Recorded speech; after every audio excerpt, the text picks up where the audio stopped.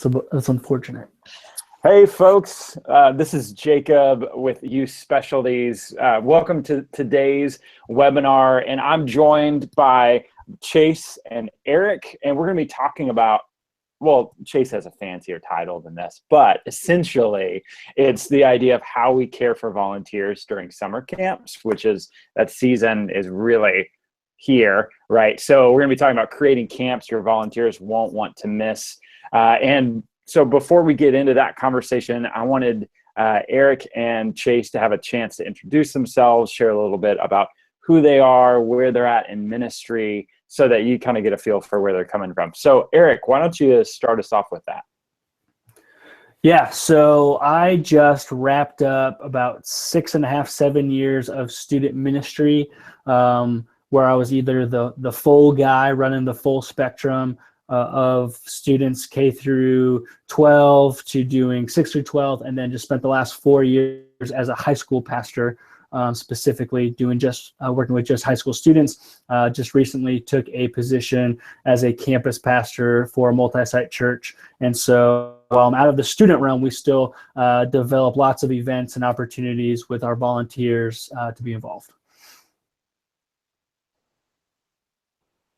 That's cool. And then I'm Chase. Interesting fact you don't really need to know, but I'm going to share anyways. Eric and I went to college together and played basketball. It was at a Christian college, so we don't really count that as playing basketball. But it was fun. So if you ever want to know a story about somebody, you always go back to their past and the people they used to know. So I'm sure Eric has plenty on me, so I'm not going to share any on him. And like I said, I'm Chase. I'm a family pastor here in East Tennessee. That basically means I have crib to college responsibilities. On top of that, I love to blog and to write. My wife and I started a publishing company called 228 Publishers, really with this idea to help people create content that's going to help people follow Jesus. And so it's really what we love to do. And so my ministry experience really started over a decade ago, where I got to help serve at camps, and really started in nonprofit ministry before I moved into a church. And that really opened my eyes to a lot of different things. Serving in a camp shows you really the view of how to develop leaders, how to rely on a team, how to start working through some of those aspects that normally for us as pastors in churches or the lay leadership, we take for granted. We think that we could do most of the ministry the majority of the time, and that's just simply not the fact. And so excited about this content today, excited about the topic, and getting really to lean into that. Awesome. Well, for those of you watching us on our specific YouTube page for it, I'll be the one kind of navigating the live chat. Chase will be the one leading the majority of the conversation in this Hangout. So if you have a comment or a question as we kind of dive into more of the specifics, go ahead and drop it in that chat, and I'll try to relay it back to Eric and Chase, and so that way we can have a conversation around it, kind of as a mini panel. So with that said, Chase, kick us off, man. That sounds great. Well, like I said, I served at a camp, and this was a fairly traditional camp before I became a pastor in a church. And so we would have retreats during the off season. And so looking to August all the way to April. And during that time, we would have about 4,000 to 6,000 people who would come up with pretty much church retreats. And so it would be anything from a senior adult retreat, kids retreats, student ministry retreats, and we would have all the activities. Some of the retreats we would cook for, some of them they would do their own thing. So I really got to see a cross section of what camps and ministry would be like. And then for about 12 weeks during the summer, we would provide a summer camp opportunity for kids. So they could come as a part of a church or just come on their own. And I knew that churches were very different. When I worked in parachurch organization, I knew that there were denominational differences. But I knew that they each had their kind of unique thumbprint, but I started really to see that they were very different when it came to camps, and that there was a great way to do camps and retreats. And then there were incredibly horrible ways to do camps and retreats. And I think that if you've been in ministry any length of time, man, you have some horror stories of oversights that you didn't think of, or people that you brought with you, or that speaker that you thought was going to knock it out of the park, and they went for an hour and a half each session, each night, and it just drug on and on. And so from my vantage point of being able to work with camps, I feel like I learned quite a bit on how to really invest and to care for your camp leaders. And here's the deal. I remember there was one retreat several years back where we had two camps, two different churches coming into our retreat facility on the same weekend. One had an incredible leader. The other camp had incredible volunteers. And by the end of those 3 days, the church that really had the impact, that had the students' attention, that had less discipline problems, had a better camp experience, was the camp with better volunteers. Because we know as pastors that we are only as successful as the volunteers that we bring along. And I know that as student pastors specifically, we love camps, we love retreats. And I'm using the word camps to mean anything overnight. So it could be a discipleship now, a lock-in, whatever you are going to be doing for your student ministry. But we love these, and we love leading these. But the most important aspect of camp is our volunteers. We know that. We know that instinctively, but I don't think that that gets translated very often to our leaders because what we end up doing is saying, hey, we need 3 or 4 more people to help with summer camp. And then somebody's in this limbo of, do I serve or do I not serve? And for them, they're asking the question, why would I serve and do they need me? For us, we're asking the question, like, can they handle it? And there's a lot of gap between that. There's a lot of gap between that because we are camp veterans. We know what it means to go to camp. We've created the pack list, so we don't even think about what we need to bring. But for a leader, we have to remember that these leaders are giving up a week of vacation or a couple days of vacation. They're giving up time away from their family. Goodness, they're spending time in the same room with middle schoolers all week, right? Like they're giving up their 3 kids for 30. They're giving up their nice bed for a bunk bed that's squeaky. There's no Wi-Fi. There's no Starbucks. Like they are giving up so many things even before their retreat starts. And so we have to be very sensitive to that. And so before we get into a retreat, we really have to look at how we are communicating, how we're setting up our leaders for success. Because I firmly believe that if we have leaders who are excited and love camps, that's going to translate over to our students. Incredible camps are built on incredible leaders. They're not necessarily built on one incredible leader. It's got to be a team approach. And so really what we're going to cover in the next little bit is how to prepare your volunteers to serve at a camp. We're going to look at how we can invest in leaders as they serve during a camp. So while they're on the property that week or that weekend, and then we're going to ensure that they love serving at the camps that you lead. So we're going to try to be very practical. We're going to try to be fun. But those are the areas that we're going to really cover today. And so we'll start by jumping into what do we need to do to prepare our volunteers to serve at camps. The best way for you to make sure that your leaders love camp is for you to be administrative before camp starts. Now, I know, all right, family pastor, I'm a student pastor, I get it. There's so many guys that I talk to, so many girls I talk to, and they say, I'm just relational, right? Like, I love the students, I'm relational, I'm not administrative.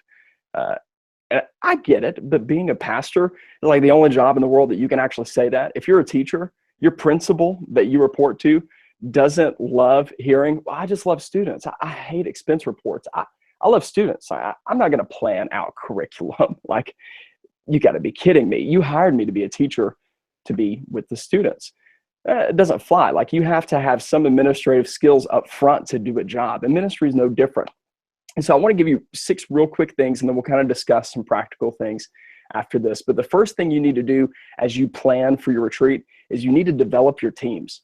The biggest role is that you as a student pastor are not the Pied Piper. Like, you should not be invested in every area of camp. You should be over it. You should be an overseer. You need to know what's happening, but you can't be the main doer of camp. You can't do that. Like, God's not gifted you to do everything well, right? And so for us, that either shows once we get to a camp that we were completely unadministrative on the front end, or we are completely arrogant. Right? We should not have our hand on every aspect of camp. We need to give control over. And to know if we're going to give control over, we've got to figure out what kind of teams we need. And the type of camp you go to is going to play a big part in this. I love for like our discipleship nows, we used host homes in our communities for our church. And so we're getting volunteers from our church to open up their home and really act as a bed and breakfast that weekend. We have to supply small group leaders and other leaders. We have to cook meals. So we're going to have cooks and nurses and transportation. So there's a lot of volunteers that goes into that weekend. But on the other hand, our summer camp, we go to centrifuge camps, have also been to Student Life and a number of those where you bring your volunteers and they do all of the planning. And so it's a very different feel between the camps. And so you as the leader have to identify what kind of camp am I in, what kind of situation this is going to be, and how do I need to develop that team around that? Do you need cooks? Do you need a band? Do you need a speaker? Do you need somebody to lead games? And you need to start finding out what those spots are so that you can clearly recruit for it. And so that's the first thing, developing teams. Second is clearly detail the leader's role. Before you can ask somebody to do something, you have to know what they're going to do. There's nothing more terrifying than saying, yeah, we're just going to put you in a dorm with a bunch of middle schoolers. Like, that doesn't fly. Like, we can't do that. And I know that the times I've done that, and I've just tried to fill a spot with a body, and those people have been upset and frustrated, and they burn out, and they never want to serve again because the middle schoolers have destroyed their souls, right? Or it may be the high schoolers where they're just not prepared. Like, they had no idea what their role was at this camp. And so if they don't know what their role is, they don't know what to champion. And so we have to clearly detail the leader's role. I really like to come up with job descriptions. I'm very detail oriented. And this doesn't have to be a 15-page job description. Please do not give them 15 pages of things they're going to do because they won't show up and you'll be doing all of it by yourself, right? But give them 3 or 4 things that they're going to be in charge of. So as a small group leader, you're going to facilitate conversations. You're going to make sure that the children and the students are safe the whole weekend, right? Like, you are going to be the one who's supervising. You're going to be the go-to for the students because we know that the small group leaders and the volunteers are the front lines of ministry. So set them up for that. You know, what do you need to communicate? What kind of role are they going to have? The third thing would be get enough leaders. If you've served at a camp that doesn't have enough leaders, you hate it. It may have been a great week of camp. Like, don't get me wrong, but you were tired and frustrated and just, you were so susceptible to spiritual warfare that week because you were spread thin and you felt like you got the retreat done, but you don't feel like you made a difference. And that is the worst thing for a leader. We never want a leader to question why they're there or if they needed to be there, right? Like, they never need to say at the point of the weekend, like, why am I even here? And we never want them to say, like, do they even need me serving this week? We don't want them just to have things done at camp. We want them to do it correctly and for them to invest in students. So we need to get enough. I don't know who you need to bring in your church, if it's upper leadership, a pastor, start a campaign, just start knocking on doors. You have to figure out how many leaders you need, and then, man, pray that God's going to provide those leaders, and then start asking. Don't just send an email and be done. Don't put something in a bulletin and be done. You have to go find the right people for your camp. And the fourth thing would be budget to cover the costs of attending camp. Now, you may be able to pay for a leader's entire portion of the camp. I know that summer camps, week-long things are a little bit harder because you're talking $300, $400, $500 for a leader to go. But this is just a common courtesy. Imagine this as a business expense for your church. I know a lot of people don't like to look at a church as a business, but man, this is kind of the cost of doing things. Imagine if you're going to have a parent who has 2 middle school children who are going to the camp, and you've just split a $1,200 to $1,500 bill on this parent if they're going to go as the third person, right? And so figure out how you can cut costs. I don't really like to add money to a student's amount. Some churches I've seen do that. So if it's $100 for a student, they may say that the cost is $125, so that help offsets some of that budget. Some people do fundraisers. I've just been very clear with my church that we're going to provide that. It's going to be part of the budget. So if we have to cut out something later on in the year that we're going to do, maybe less pizza, less videos, whatever that may be, to make sure that we're honoring our volunteers' times, making sure that we're trying to cover that cost because it's a huge cost. We don't want them on the front end to say, I would go, but money's going to be an issue. I want to try to take that off of the plate as much. And I know that there is a concept of like, how much money should they pay so that they have ownership to go there? And that may be true. You may need to charge them $100 or something, but you figure that out. Try to cover as much as you can that makes sense. And so we've looked at developing teams, clearly detail the role, get enough leaders, budget for the leaders to be there, and enable and expect your leaders to take ownership of his or her role would be the fifth thing. Like I said, we don't want them questioning, what am I doing here? We want to give them something to do, but we want to enable them to do it. Now, there's a fine line here. There's a fine line of dumping responsibility onto your leaders and enabling your leaders to take ownership. We never want to dump responsibility. My mom has this saying that's been incredible for years. And the saying is simply, your lack of planning is not my emergency. Now, I've heard that a lot in my life, but your lack of planning is not my emergency. And this is the thought that you should have with your leaders. Your lack of planning should not translate to your leaders having to pick up the slack for you. So be administrative, but help them take ownership. What areas can they get involved in that's really going to help them have a great camp experience, but help the students see other people who are Christians and living out their faith as well. And so the sixth thing is prepare your leaders spiritually. Don't forget that they are the spiritual leaders for this camp. They're going to be the ones leading Bible studies. They're going to be the ones fielding questions and praying and having those points of contact with the students. So you need to prepare to lead them. I don't know what that looks like for you, but you can't prepare if they don't have the material, would be one of the biggest things. So get them the information, the curriculum, the study, whatever it is, far in advance. If that needs to be 2 months, I know you're going to have that person who opens it 20 minutes before. I know. They're a delinquent. Don't judge your programming off of a delinquent, right? Like, do it off of the ideal. Set them up for success in that area. And then cast vision would be the last thing for the administrative part. There's a direct correlation, in my opinion, from the excitement and energy of a leader to the excitement and energy of a student. If the leaders aren't excited, the students won't come. It doesn't matter how many Facebook ads you do. It doesn't matter how many cool videos, how many times you say it, because you, frankly, are the person paid to make sure this event goes well. And so students see through that. You have to make sure that you're casting vision and getting the leaders excited and on board. The best camps I've ever had have been ones where leaders have taken ownership and they're pumped. They create momentum for our students. The lowest attended and worst retreats that we've had kind of numerically and just set up with our structure have been the ones where the leaders have been absent even before it happened. And so make sure that you're setting up your leaders by casting vision and getting that momentum going on the front end. And so Jacob, Eric, how have you all really prepared your volunteers to have a great experience even before the camp has started?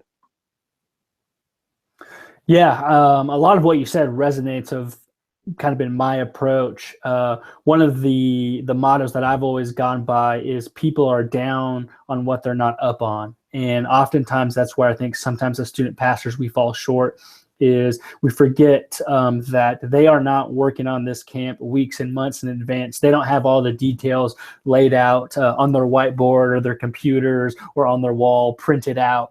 They're essentially just walking into this blind.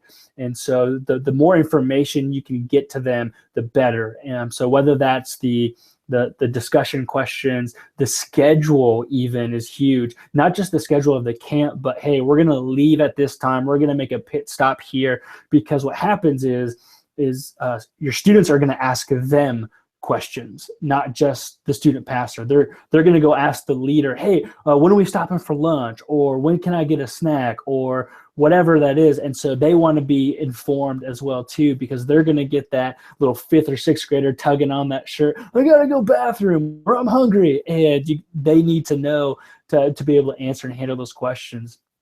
And so the more you can get them up on is going to help them to not be down on the camp or the experience or the travel or the schedule of that. So that's the first thing that kind of we live by. The second thing is treat your volunteers like VIPs.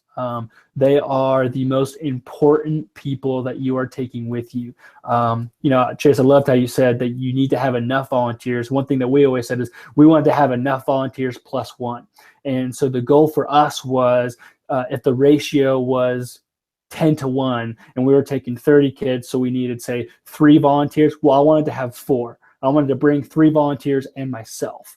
And so to where my job is to care for my leaders during that week who are caring for the kids, instead of me having to care for this group of kids while taking care of these leaders and these kids. Whereas if I can take care of my leaders well, they're going to take care of their students well. And that goes from everything to paying for as much of their costs as you can, so you can cover all of their registration fees, do it. If you can pick up their meals on the trip, do it. If you don't really know where you're going or what it looks like, bring snacks with you. Have like a cooler where it's just for leaders of the iced Starbucks coffees or some granola bars, stuff like that, to where they can have a place where they can kind of retreat. And then also in the schedule, let them know when they can kind of take some downtime as well too, because they're going to come in kind of feeling, well, do I need to be around my crew, my group, the whole 5 hours of free time? Like if they want to go hiking, do I have to go with them? If they want to go to the pool, do I have to go with them? And kind of let them know, hey, during this time, be with your students, but also if you need to go take a nap, go take a nap. Give them the flexibility to rest as well too. So I'd say those are probably a couple of the other ways to add on to what you said, Chase, of how we've kind of equipped our volunteers. I love that, Eric. And for me, it kind of feeds into, from my perspective, as being somebody who has largely been a volunteer who goes to camp with a youth ministry, I've always really appreciated understanding fully the expectations of my role. And the youth pastor I've served under for the longest period of time, incredible lady named Brandy, and she was so great with like giving us everything we needed to know well in advance, so that when we showed up for load in onto the van, we knew exactly what our role was. We knew exactly what we needed to do and where we needed to spend our energy. Because I'm a big like planner, and so it's really beneficial for me to know, like, at 10 a.m. on this day, I need to be here, and I need to be responsible for this, so that half an hour before that time, I can already be thinking about like, okay, I need to gather my kids. I need to be aware of like where my group's at, all of that stuff, as opposed to just like always running behind and never quite knowing what's happening, which is really beneficial. And then another element that actually speaks into a question that we got on the live chat from Anna. She asked, what if you are at a smaller church and finding enough leaders is an issue? How do you find them? What do you look for?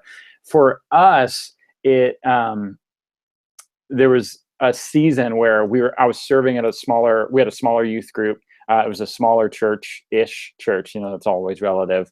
But our youth pastor cared so much about the way in which we as volunteers not only were treated, but the passion that we had for students, that she was willing to change her expectation about what camp was to be able to include us. So it meant, instead of us planning a camp or going to a camp where we had to be involved, 80% of the day, she knew that there was a season where I had to work while I was at camp. So I could work remotely, but I still had to work. So that meant we went to something like Fuge, where 99% of it was planned out. They were in groups all day, and then we had small group stuff at night after the service. And my role was to show up at meal times, connect with my students, go cheer them on when I can when they're in their groups. But I could sneak away and go send emails and get work done during the times when they're out, doing their other things. So part of it, I think, is leveraging other resources out there, and maybe even partnering with other churches or other adults in their lives that are teachers, that are Christians, or coaches or whatever, that may not go to your church, but they believe in what you do, and they pour into your students in the same way, But Chase and Eric, would y'all mind just touching on that really quickly before we jump into the next session? Sure thing. I think Anna's question is great because we all struggle with that. I know that serving in various capacities at different size churches and different size ministries, that fear of having enough people doesn't go away. The largest church in our area, I was talking to a couple of their leaders when they were doing a discipleship now, and they were going through the same thing. And so there's always going to be not enough leaders. I mean, Jesus talks about that in Matthew chapter 9, right? Like, the harvest is plentiful, the workers are few, and it's been that way since then. It's still going to be this way. And so, as Jacob was saying, those are some really practical ways to look at your facilities, look at the programming. But one conversation I've really had to have is that I won't take more students than we can handle. And I never want to limit a camp. But as a liability, there becomes kind of this point of no return where you're going to have discipline problems. You're going to have other sketchy situations that could happen.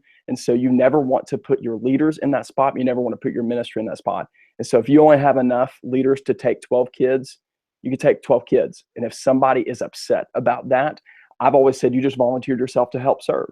And you'll see a lot of people who will jump up to the occasion when they know that there's an occasion to jump up to. And so don't be afraid and don't be mean about it, but that is the reality. If you can only take 15, then you're going to take 15. And you've got the leaders for it. If you had 3 more leaders, you might be able to take 30 or 40. But just communicate that in a positive way and have those conversations often. Yeah, it's so good. It reminds me of a time 2 summers ago, we switched our summer camp that we were going to. We had been going to CIY in Knoxville, Tennessee, and we were switching to attend Big Stuff, which is in Panama City Beach, Florida. And what had happened was we just saw this huge influx of students and their friends who never showed really maybe interest in camp or church, just all of a sudden wanted to go. And because, hey, it's a trip to Florida or whatever it is. And so we were in this predicament of, okay, we've got all these students, our trained leaders who are with us throughout the year, they're all set, but we need about 4 or 5 more leaders. And so 2 things that we always recommended is sometimes your leaders know other leaders who they can recruit. So they may have a friend who maybe they go to a different church. And sometimes I know churches have rules on that. Sometimes it's just a friend in the church who isn't serving yet, but maybe this is their on-ramp to get involved in your student ministry. I know all of us, we'd like, hey, we want the young college-aged-ish students with all the energy who are wild and crazy to come with us. But sometimes the best leaders are the moms and the dads who know how to love and care and respect students to where, yeah, they're not going to maybe go run around on the beach and play Frisbee with them for 10 hours. But when it comes to small group time, they know how to have conversations. They know how to sit down and look students in the eye. That if a student is having some type of issue that they're working through because maybe the Spirit's just moving in their life, they know how to wrap their arms around them and say, hey, let me just talk you through this. And so when you're looking for leaders, I'd say, hey, ask your other leaders, who should we be asking? Because that reminds me of what Chase said of sometimes just throwing into a bulletin is not enough. A personal invitation, typically, if I've seen, has the greatest return on investment. And so kind of be looking for not only just who our leaders can point to, but also who has experience that maybe isn't directly in student ministry, but hey, this person's a teacher. I remember one person we reached out to, she was a kindergarten teacher that said, hey, we just need more leaders and we would love for you to just come. We're going to take care of your week for you. You work with students, you know how to corral them when they get crazy. And she did a phenomenal job. She came on board and absolutely crushed it. And all it took was us coming to her saying, we have this need and we think you would be fantastic at meeting this role. Yeah, I think that's great. Because even, think about the leadership of your church, like your elders, your deacons, those people are put there to be servants. And so don't even be afraid to ask them. I think that we just kind of think of the young college age student. I'll tell you what, seeing camps, being around camps, ministering at camps, college students cause more problems normally than they do solutions to a lot of things. They throw a Frisbee way too hard to a middle school student, right? Like they're the ones who end up breaking someone's nose. And then you're having to go to the hospital in Panama City Beach, which no one wants to go to the hospital in Panama City Beach. And so you just think through that, pray through that, and really get your leadership involved. The second part, kind of transitioning into this, is like, all right, so you're at camp. So how are you going to invest in your volunteers during camp? We know we're supposed to invest, but so many of us feel the need to have our thumb on every little aspect. We end up forgetting that we need to invest in our leaders. We just think that they know the schedule. We've communicated it, so they should know what to do. And so often that's not the case. As I said earlier, the student pastors, this is the first thing. The student pastors must be the director of camp. You can't be the doer of camp. There will be some things that you do. There will need to be oversight for every area because ultimately you were responsible for the camp, but you can't do everything. You can't be managing the menu and then transition straight over to worship. You don't need to be doing every aspect. Now listen, I've led camps and retreats for some groups that have been 14 of us there, and I take more of a role in that. And so you're going to have to judge what size you have, how many students, how many leaders you have. But you may also have to change your expectations. You don't need a fantastic production of something or the most involved, messy games. When you have a smaller group of people, you need to make sure that you're tailoring your camp so that you can be the director and that you have other people in that role to minister, because God's given them gifts, God's given them abilities, God's given them talents. Let your leaders thrive in that, and you set them up for success. The second one, Eric kind of mentioned on this earlier, is give your leaders a director's cut of the schedule. Saying lunch is at noon does not tell them if they need to have their swimsuits on because they got pool time right after, if they need to bring their Bibles because there's Bible study. Give them a director's cut and debate, really depending on those teams that you've already established that you need. The cooks need to have a different director's cut. They need to know when to be in the kitchen to start cooking. They need to know when the food needs to be on the table, which is going to be before the meals. And so really set your people up by giving them that director's cut, giving them all the information that you can give them so that they feel comfortable. Because like Eric said, you will have tons of students on any sort of trip that you are doing some transportation where they are sitting there like your own children asking, are we there yet? Why are we not there? I need to stop. I know we just stopped. I've spilled Mountain Dew. And your leaders need to know some of those answers so that they're not just coming up to you every 5 seconds and asking you. And so the third thing would just be troubleshoot potential problems before they come up. Chick-fil-A most Chick-fil-A's have Cheerios in their stores, not because they want to sell Cheerios, but because they know parents will come and that young kids may not be able to eat chicken nuggets yet. And they want to make sure that they set young parents up for success while they're there and they have a good experience. And so that's what I'm talking about. How can you troubleshoot potential problems or as problems come up to help your leaders succeed and thrive? And so you need to be the one who is making sure that the water is stocked in the coolers, that everybody's hydrated. You don't have somebody who gets overheated and is now sick the rest of the night that your leader would have to deal with. You need to make sure that there's toilet paper and that you have somebody responsible for the facilities end of it. You need to make sure that worship goes off well and that people know their roles and that you have set up every person for success. You have to troubleshoot that. You need to make sure that someone is covering those small details, even if you can step in and do that. See, being a director allows you to step in and help in some of those situations when your leaders may need to go off with the kids.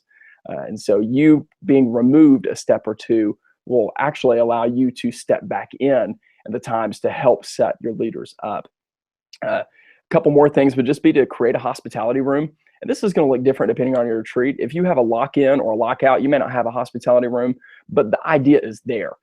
Get good food, get good snacks, give them an opportunity to relax and catch their breath.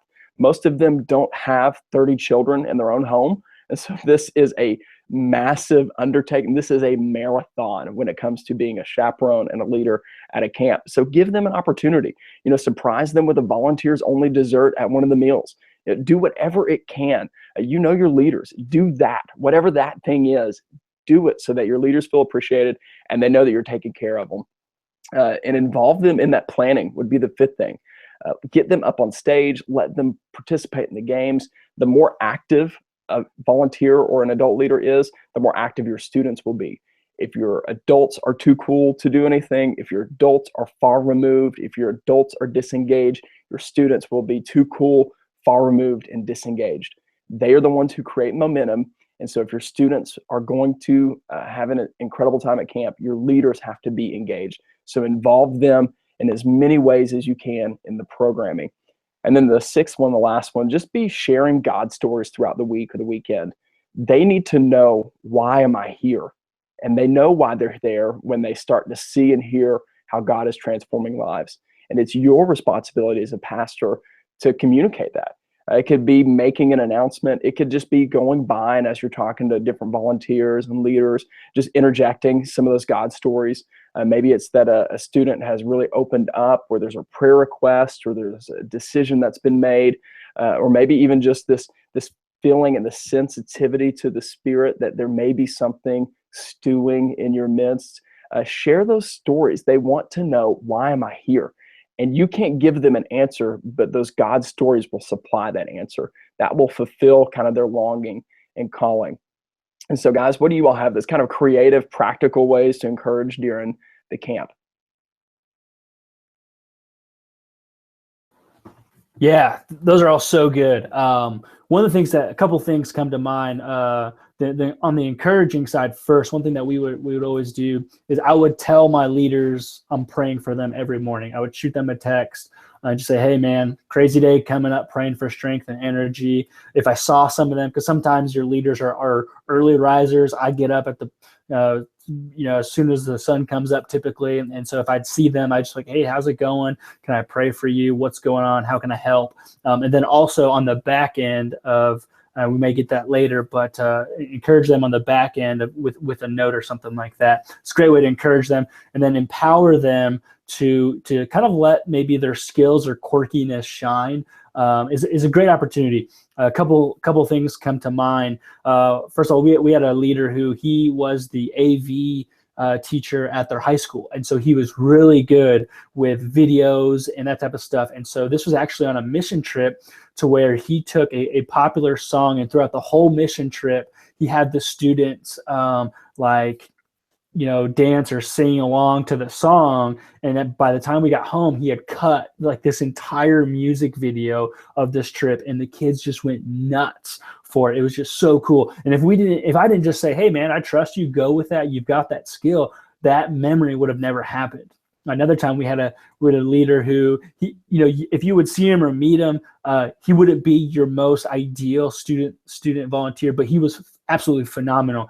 And he would do this thing that he would call, like, "I inflate my stomach." And it was where he like bloats himself, and then it just keeps getting bigger and bigger and bigger. And so he would like lay down on a table, and just like his stomach it looked like it was just like this balloon. And then he would like pretend to like poke himself, and it would deflate. And it was the funniest thing ever. And so this guy who wasn't maybe the most naturally connected with students became that because of just one of these quirky things. So I think if your leaders have skills or kind of just quirkiness, maybe they do really good impressions or something like that, allowing them to just be themselves in front of the students is just such a cool way.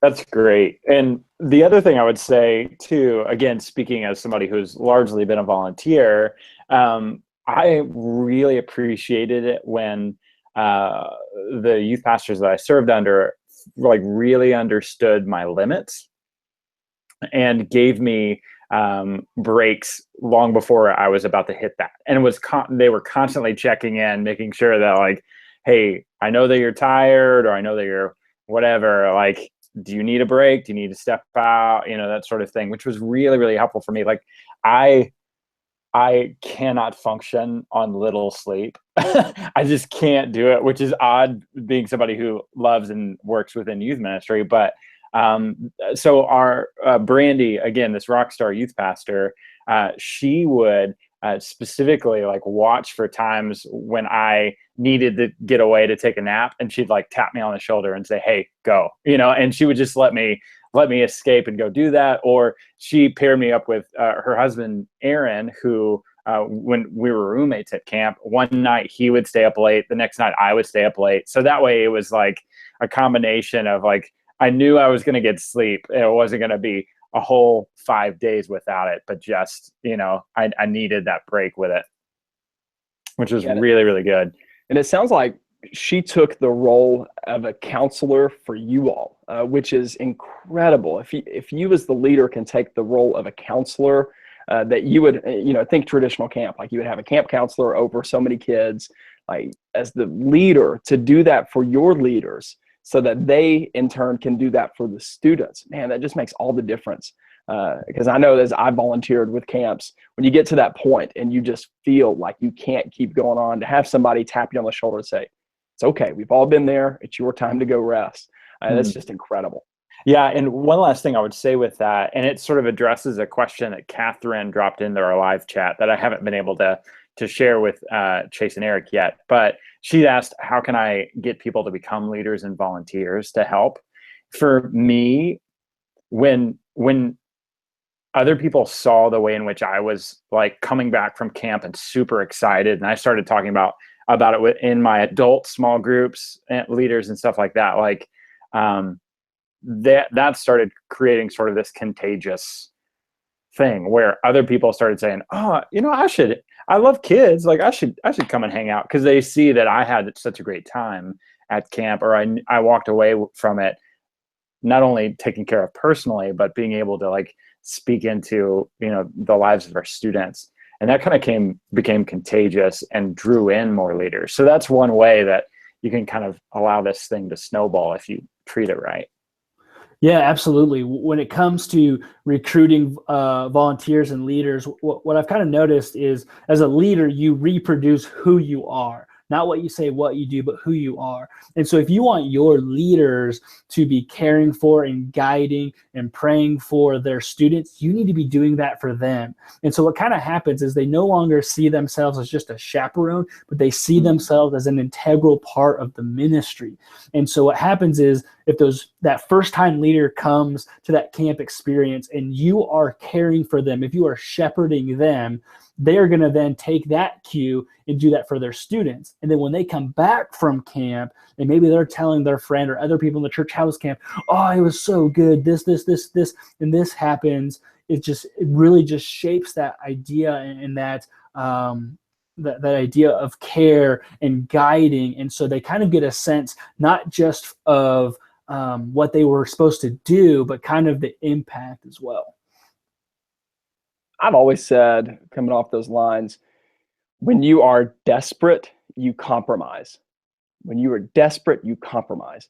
And when you compromise on leaders, your great leaders feel that weight. My dad was a district manager for a Home Depot and a couple other stores for the majority of my life. And he told me, as he was over kind of this HR process, that your great employees don't quit, or they don't get fired. Your great employees quit because they go somewhere else. Your worst employees never quit. You have to fire them. And it's this picture of the people who are doing the least amount of work just to get away with it, cause more work for the people who are incredible at their job, and you give them more work because you know that they can do it and they can handle it, and they burn out. And so one of the best ways to recruit leaders is going to be a long-term process, but that you've got to protect your leaders. You have to give them that ownership and them know that they have a role. When we feel desperate, what we do is we start backtracking on some of the promises, and we say, well, we'll make camp so easy. All you have to do is just be with the students. And we've set the threshold so low that when they go, they have nowhere to go. They have no opportunities. They don't know their role.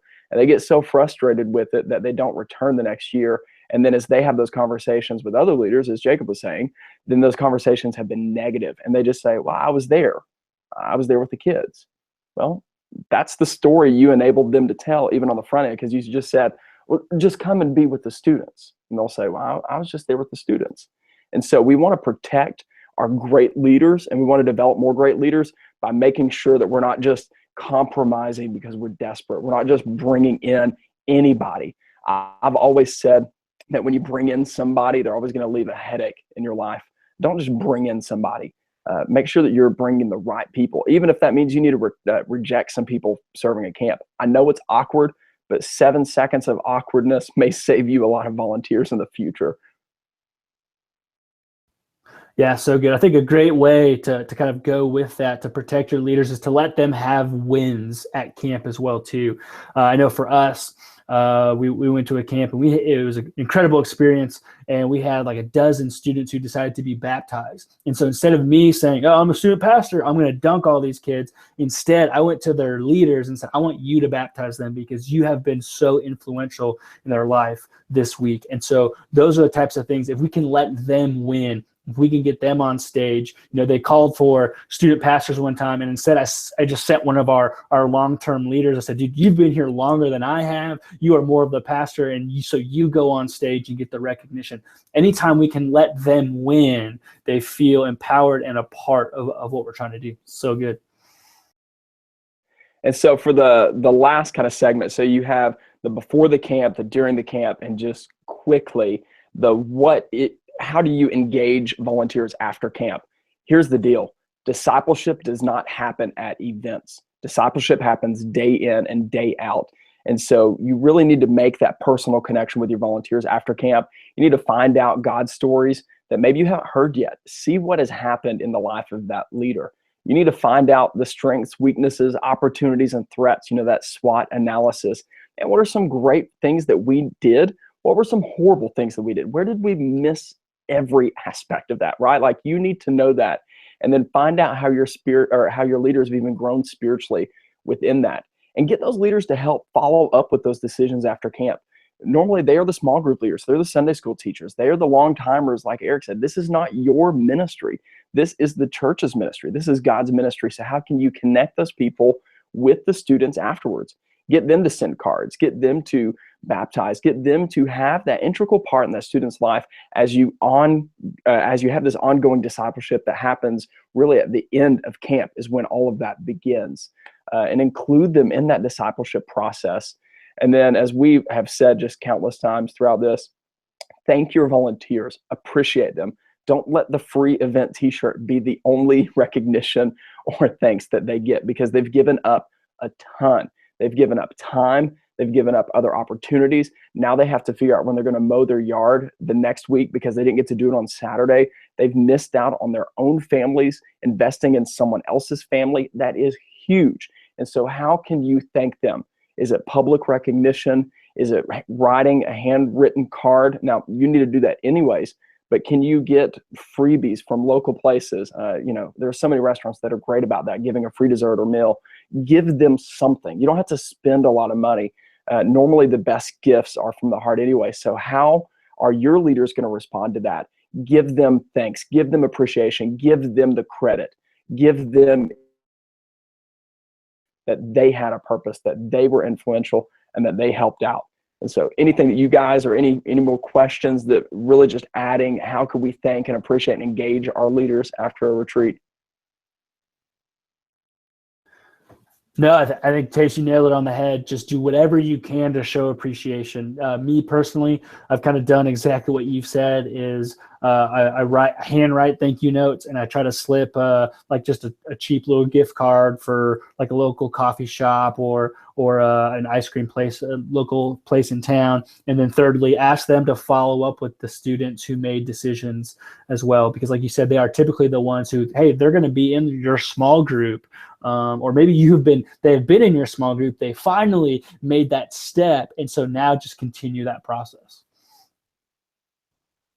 And I've never had somebody come up to me and say, I've just been too encouraged during this season of life. I don't know how I'm going to go another day because I've been so encouraged. I can't stand it. I'm going to tell people to stop encouraging me. I've never had that. I've had the opposite. Like, I didn't feel needed. I didn't feel wanted. I didn't feel noticed. And so we've got to just sell out to this idea of, you are the champion. You are a rock star. Keep doing what you're doing. We need you. And then show them that you appreciate them on that. I think that's a perfect place for us to wrap it up. So thank you so much, Chase, for leading this conversation, and Eric for dropping in your wisdom with it.